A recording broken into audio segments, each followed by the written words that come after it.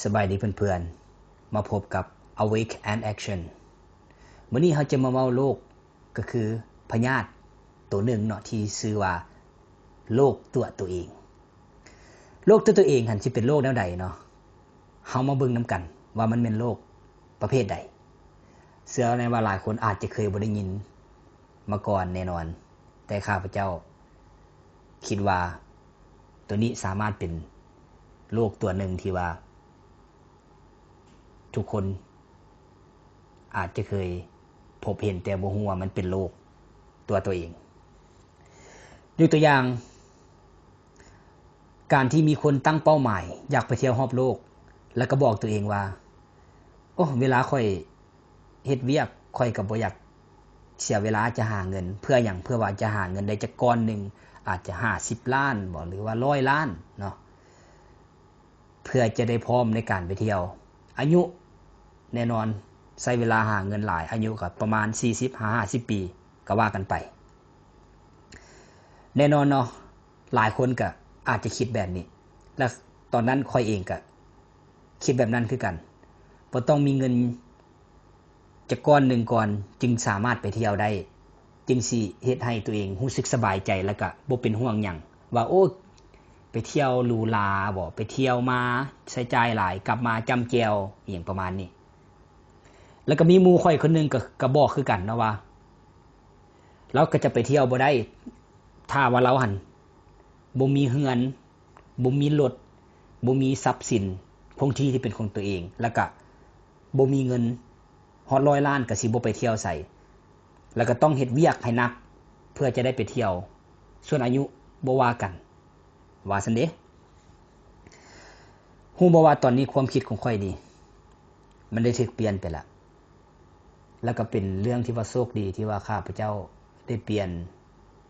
ก็ย้อนหมู่คนหนึ่งที่ว่าฮู้จักเว็บไซต์ Couchsurfing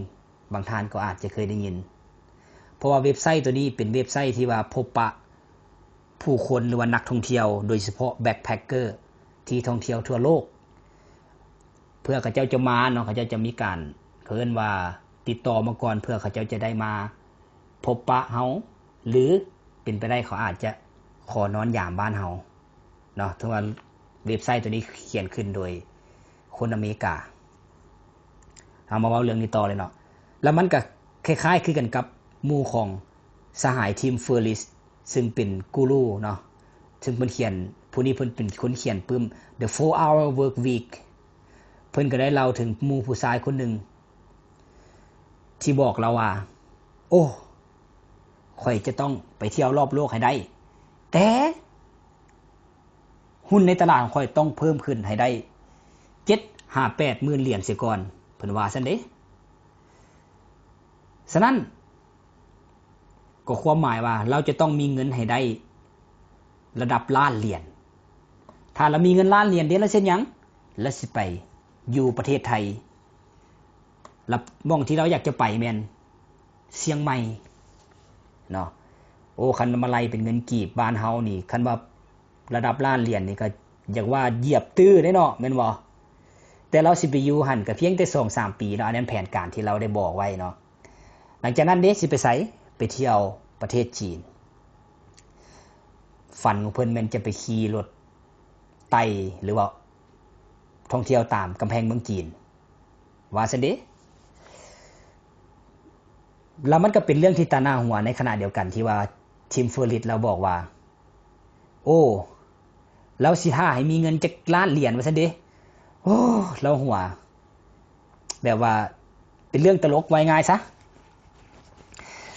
แล้วเราก็เลยบอกว่าสิ่งที่เราหมู่เราเว้ามาหั่นน่ะเนาะแม่นเราหั่นน่ะได้เฮ็ดมาเบิดละแล้วก็เงินที่ว่าเราใช้น่ะบ่ฮอด 3,000 เหรียญคันว่า 3,000 เหรียญก็บ้านเฮาก็สิบ่ประมาณอยู่20กว่าล้านกีบเท่านั้นแบบค่อยว่ามันเป็นคำถามที่ว่าค่อยมาถามตัวเองว่าค่อยจะคิดแบบทีมเฟอร์ลิสบ่หรือจะคิดแบบหมู่ค่อยหรือว่าแบบหมู่ของทีมเฟอร์ลิสแล้วทานดิคิดแบบใดที่ว่าถ้าให้มีเงินหลายๆหั่นน่ะแล้วจึงเริ่มไปเที่ยวนั้นค่อยว่าทุกคน ก็สามารถเปลี่ยนได้กันโดยเฉพาะข้าพเจ้าเนาะข้าพเจ้าได้ตัดสินใจเริ่มแบ็คแพ็คไปเที่ยวเวียดนามเป็นเวลา10วันเป็นครั้งแรกก็โดยใช้เงินของตัวเองทั้งเบิดข้าพเจ้าไปเที่ยวทั้งเหนือจนฮอดใต้เลยเนาะแล้วก็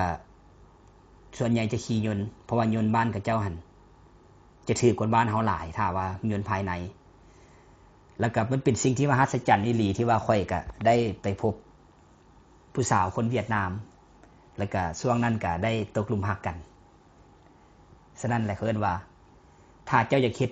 สิ่งใหม่ๆแล้วเจ้าบ่เคยคิดสิ่งใหม่ๆมันสิมีไอเดียใหม่ๆเกิดขึ้นมาจากไสอันนั้นเป็นคำถามของเจ้าเองแต่ก่อนหน้านี้เนาะค่อยก็เคยได้ไปเที่ยวคือกันก็คือได้ไปเที่ยวสิงคโปร์เนาะก็เป็นเวลา3วันแล้วก็มาเลเซีย2วันและฮานอยแต่ก่อนค่อยก็ได้ไปเที่ยวฮอด3วันซึ่งว่าการไปเที่ยวในครั้งนั้นแม่นค่อยใช้เงินของคนอื่นก็คือหมู่ค่อย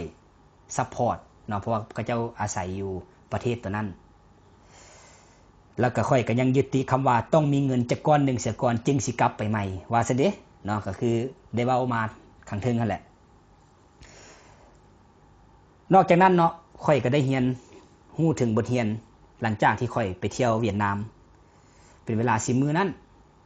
ค่อยก็ได้คำตอบว่าโอ้ที่จริงแล้วกูก็บ่ได้เกิดมาเพื่อท่องเที่ยวรอบโลกและค่อยก็ได้ฮู้ว่ามันหยังเริ่มต้นวางแผนไปเที่ยวทุกๆปีฟังอาจจะว่าโอ้หมอนี่คือเป็นคนรวยแท้คือสิมีเงินหลายหาเงินหลายแต่ในความเป็นจริงแล้วค่อยก็หาเงินได้คือหลายๆคนหาแหละต่างแต่ค่อยจะใช้เงินเพียงแต่ลดพรการใช้จ่ายลงเพื่อให้มาเป็น เขาเอิ้นว่ารางวัลของชีวิตรางวัลของชีวิตนี่ข้าพเจ้าอยากบอกว่ามันมีความสำคัญหลายเนาะในเพราะว่าหยังเพราะว่าในชีวิตของเฮาของคนเฮานี่จะมีอยู่3ปัจจัยหลักๆในการใช้จ่ายเนาะ1ค่าใช้จ่าย รางวัลของชีวิต2ค่าใช้จ่ายชีวิตประจำวันแล้วก็3ค่าใช้จ่ายในอนาคตแล้วปัจจุบันนี้เนาะค่อยก็ได้ไปเที่ยวเกือบว่า10ประเทศแล้วแล้วก็พาแม่ไปเที่ยวอีกเนาะก็เช่นว่ามาเลเซียบาหลีไทยแล้วก็แม่ค่อยอยากไปเที่ยวเนาะเช่นว่าเราอยากไปเที่ยวแบบแบ็คแพ็คบ่แม่นขอโทษแบบแพ็คเกจกับหมู่เราเนาะเช่นว่าไปเกาหลีเนาะไปจีนขอแต่เราปากมาค่อยก็สามารถหาเงินมาจ่ายทริปให้เราได้เพราะว่าเราไปเที่ยวนำค่อยมันก็อาจจะบ่ม่วนคือกับเราไปเที่ยวกับหมู่เพราะว่าค่อยก็รู้สึกแบบนั้นแต่ว่าการไปเที่ยวในภายในประเทศหรือว่าเพื่อนบ้านเฮาก็ไปเที่ยวนำกันบางครั้งคราวเป็นประจำอยู่แล้วตัวนี้และหนึ่งสิ่งที่ค่อยก็ได้ค้นพบอีกอย่างก็คือว่าจากได้ไปเที่ยวตัวจริงเนาะกับคนที่เฮาอยากไปนำก็เลยอยากเฮ็ดให้เฮาได้ฮู้ว่าเนาะเฮาบ่ได้เกิดมาเพื่อท่องเที่ยวไปสถานที่ต่างๆที่เฮาอยากจะไปโดยที่ว่าเฮาคิดมาก่อนว่าซะในแต่ตอนเฮาเรียนอยู่โรงเรียนแล้วก็เฮาเริ่มเฮ็ดเวียกนิดค่อยก็คิดแบบนั้นแหละแต่ปัจจุบันเนาะค่อยคิดว่าคนเฮาเกิดมาเพื่อใช้ชีวิตอยู่สถานที่ต่างๆกับคนที่เฮาอยากจะไปนำต่างหากดังนั้นเจ้าลองคิดเบิ่งว่าเนาะถ้าค่อยเฮ็ดเวียกแล้วรอท่าจนฮอด20 30ปีบ่จนฮอดอายุ50ปี